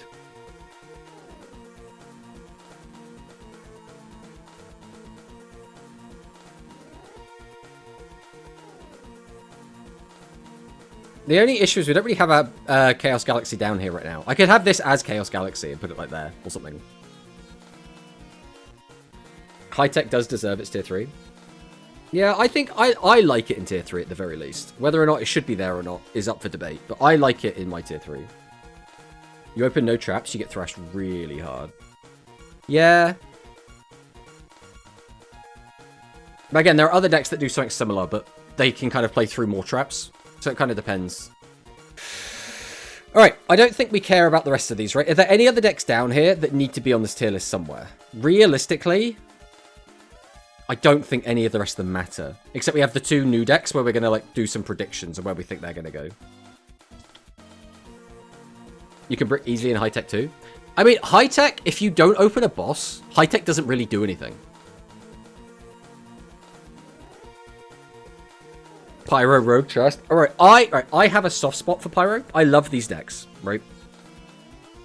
I don't think I can put them on. Even with as much bias as I have towards them. It's like, I love this deck as well. Man, I would love to just put Psychic on it, but... Or this Psychic. This Psychic as well. I would love to have that on there. But I just don't think it's good enough.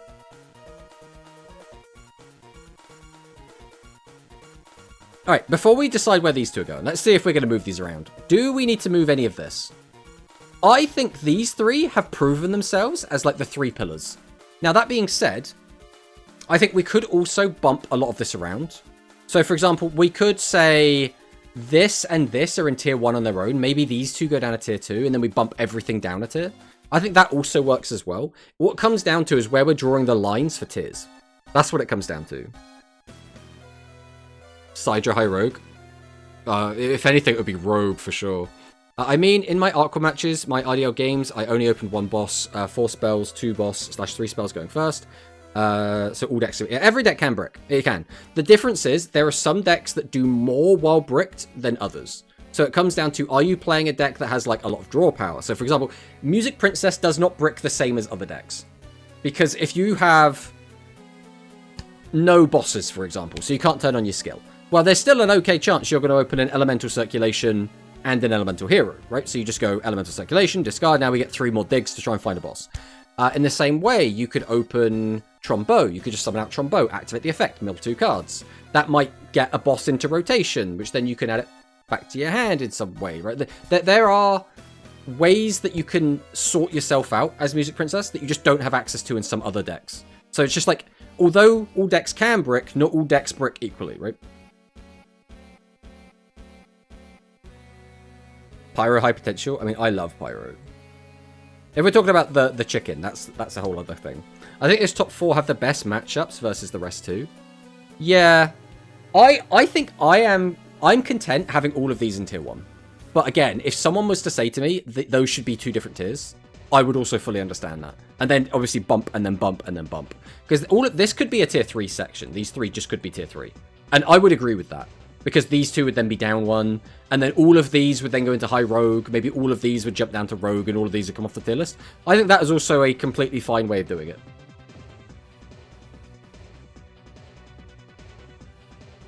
This obviously looks more visually nice, so I quite like this though. Like I said in Mono's chat, until D-Linker goes away, I am playing Aqua. I mean, yeah. Alright. I still think this is the best deck. I think this is the second best performing deck. This is really good. It's been, like, fluctuating on how well it's been doing, but, like, still really good. This is still brand new and has been doing really well. So this, you could make the argument that this is, like, recency bias, right? More people are playing this deck because it's new, and they're getting results because people don't want to play against it. So we'll keep an eye on this in the next couple of weeks and see where it ends. But for now, I think this is a solid bottom of tier 1. This is still really good. A lot of people have written this deck off for some reason. I still think this deck is fantastic. This deck is really good. It's just a little bit RNG, so I think it should stay there. This deck, again, is proving itself. It's been doing really, really well. The Blue Eyes version specifically has got 2 top 4 finishes. It's doing pretty good. I don't think we can really question that at this point. Baseball's in a weird spot just because the more people are playing battle traps, the weaker baseball gets. So it's going to depend where people land on their traps, because the more battle traps people are playing, the more they get punished by Music Princess, the more they get punished by heroes, the more they get punished by Joint Tech. They can also get punished by Gradius, but not so much. It's not really the same sort of thing. So this is in a bit of a weird spot where the more you counter half the decks, the more you don't counter the other half. So it's a weird one. Neos, I think, is still fine. It's just kind of an all-rounder. It doesn't really excel at anything. It's just kind of there doing its thing. Concurrent, again, loses to traps, but it depends what traps your opponent's on. This deck's still a bit weird. I haven't really tested it either, so I don't really know how this is performing, but we're going to go by Mono's results. Okay, so, Chicken. Where do we think Chicken's going to end up? As is, with the current skill, with everything as it currently is, I don't think this is going to be a super strong deck. I think the best it can hope for is probably tier 2. So let's go through this logically, right? We summon out the Chicken. We can activate the Chicken effect. We can pop 2 monsters. We can pop 2 back row. Our opponent's trap cards don't matter. The only trap card that's going to be relevant against Chicken is going to be what? Negate attack? And then we'd have to miss it twice with our pops, assuming we get 2 pops, right? Because we can't activate the skill unless we have the graveyard set up as well. That's another thing to take note of. I don't think this is going to be tier 1 for sure. I think this could be tier 2. It could be. Maybe. But I don't feel confident saying that. High Rogue, High Rogue, High Rogue. Damn, so many High Rogue. A Chicken, as it is, dies to too much. And it doesn't do a lot unless you set up a grave. Even if you turbo out quickly, what's it going to achieve? We'll just turbo out twice, right? That's all you have to do. Yeah, I mean, I am inclined to agree. I think the best this will do is tier 2. I think it's more likely to be tier 3 or Rogue. Chicken will be tier 1 in Tomato's hand. I don't think that somehow. I'm hoping it can play traps comfortably. Probably can. We'll probably use the Heavenly Trap as well. As like a defensive tool. And then we get the Monarchs. So where are the Monarchs going? We have the Monarch skill up so we can look at it. So the Monarch skill can be activated on turn 2 onward by revealing 1 level 5 or higher monster in your hand. If all of the level 5 or higher monsters in your constructed deck have 2,000 or 2,400. So we're locked into just Monarchs at high levels. And we have to reveal a Monarch. So right now we'll have, what, 9 possible targets for this? Add Emperor's Realm from deck or graveyard to hand. If you control a face of Emperor's Realm, you can add a non-legend monster from your deck to your hand. So we get a +1 every turn, so that's good. That means it's not a completely dead on arrival skill.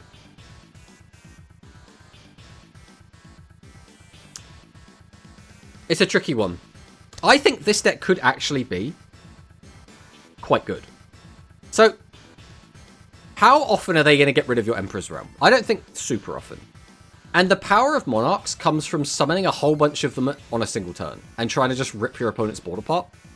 And I think this deck will be able to do that quite well. The issue is, how consistent is it going to be? And we also won't... we're assuming we're not going to have level 6 Astron. High potential. We don't really have a high potential on this list. Alright, I might be huffing some copium. I think this has a chance to be a tier 2 deck. I think there is a world in which this could perform to a high standard. Again, I don't think it's going to be like a top of tier 2 deck. I think this could be a bottom of tier 2 deck. I think, again, we might be a bit... We might be a little bit hopeful there. But I think there is a chance this deck could do quite well. The issue is always going to be, we can't get a discount on our bosses. So we can get a discount, but we're not actually saving anything. We're still sending 2 monsters to the graveyard to summon a boss, right? Because we go, summon a little guy, tribute for a level 5, tribute the level 5 to get up to level 8. That's still 3 monsters to get to a boss. That's still not great value.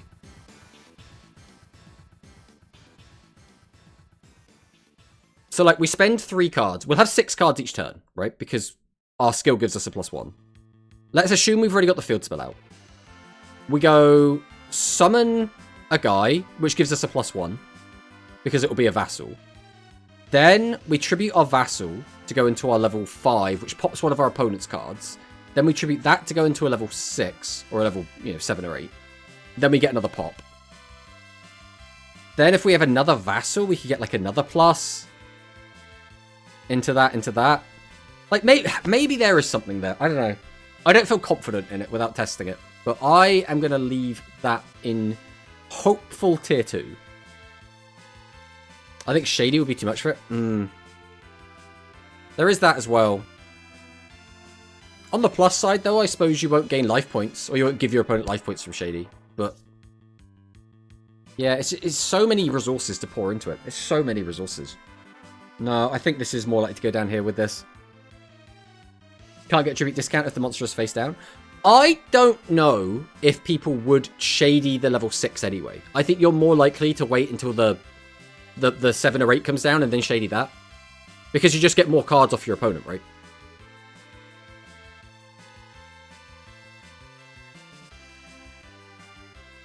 Okay, I think this is fine. I think this is a pretty good prediction / tier list. I think this works. Alright, is there anything here that's like massively in the wrong place? I like my tier 1. I like tier 2. Tier 3 is a little bit shaky, but I do like it. High Rogue is also a little bit shaky. But I do like it. The main thing is, I don't know if these 3 deserve to be in here. Because Rogue is typically for decks that have like... You'll bring them in against certain decks. They have really, really strong matchups into some decks, but not great into the rest of the field. And I'm not sure that these match that criteria super well. I have more hope for Phoenix. I mean, fingers crossed. When is the next box dropping? Yeah, the 29th. So tomorrow, we get our last copy of Dimension Linker. So that's going to be exciting. Then, on Saturday, we have the big tournament. On tonight, we have a tournament, which is the Dynasty tournament. On Thursday, we have Hikari's EDO, which I assume is then going to follow into Quantum Rush. So we got a lot of stuff going on. We got a lot of stuff going on. It's going to be exciting. But I think that's going to do it. I think that is going to do it. I think we're just going to leave it there. So we did say today was going to be a short stream. And guess what? I'm a man of my word. Today is going to be a short stream. I actually got into that tournament, but I'm not playing high tech. Ooh, exciting. Exciting. I'm looking forward to seeing you play Aqua. I also think Phoenix seems promising. I hope it's good. Hello, Valor Sparkle, by the way. But we did say today was going to be a short stream, and this is unfortunately going to be the end of the stream. I do have something I have to do in about 13 minutes, so I am going to have to disappear now and go off and deal with that. But, as I said, you should enter the tournaments we got coming up. I'll throw them in the chat. We'll put the today's tournament first. This is Duel Links Dynasty. I should be playing in this tonight. This starts in about 4 hours, so you guys should be signing up to that. Then we have the EDO Galaxy Rush 1. You guys should also sign up to that if you're interested in playing OCG Rush Duel on EDO Pro. It's also going to be a fun time. We want to make sure we support Hikari with that. Other than that, we'll be back tomorrow for the Vrains Watch Along, but that will be in the evening. So that'll be tomorrow evening UK time. Again, that'll all be on the Discord, so if anyone wants to make sure that they're going to know that that's what's happening, ! Discord should get you where you're looking to go. So we're doing Vrains Watch Along tomorrow. Thursday will be another stream where we'll be playing some Dimension Linker. And then Saturday, we're going to be casting, once again, the Deck Master Cup. But thank you guys so much for watching, and I'll see you next time. Goodbye!